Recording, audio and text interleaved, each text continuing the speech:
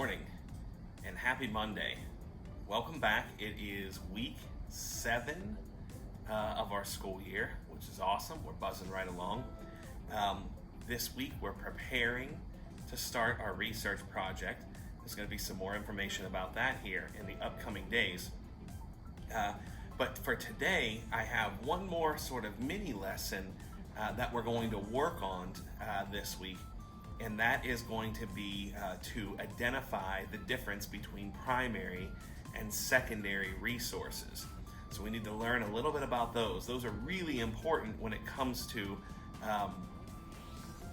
researching history and telling a story about with historical detail. So let's talk a little bit about what a primary resource is. A primary resource is the first-hand account of something that has happened. All right, it's an eyewitness account. Now, a primary resource could be really anything. It could be an interview with somebody who witnessed an event, a historic event.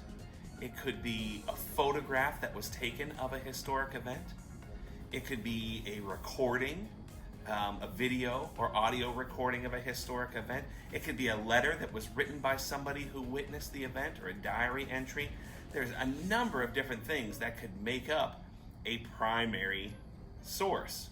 A newspaper article that's written about something that's happening by somebody who witnessed that event or who was alive during that event is a primary resource. A secondary resource is a resource that attempts to take all of the primary resources about an event and analyze them or explain them, to put them into context and tell you what these things really mean whenever we put them all together. So a great example of a secondary resource would be our social studies textbook. Maybe if you've ever written a nonfiction book about history, maybe like a biography of George Washington, or the story of the patriots who lived in 1776.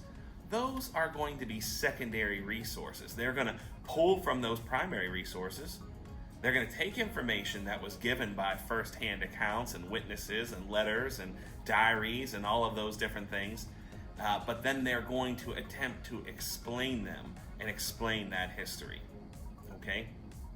So we're going to watch a little video today and do an activity to help us to make sure that we understand whenever we're looking at our sources, whether we're reading primary or secondary resources. Because as we go on throughout our careers in learning, right, through the rest of our time through here at General McLean and maybe off into college, we're going to be dealing with these primary and secondary resources.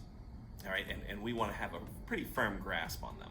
So we're going to go ahead and do those activities today to try to, give us some exposure to primary and secondary resources, and then tomorrow we'll introduce our research project. I hope that y'all have a great day today. Make sure that we're getting any past due work submitted as soon as possible, because we're, that clock's a ticking. We're running out of time here in the first quarter, so we want to get that stuff done. Have a great day, and let's have a great week, guys.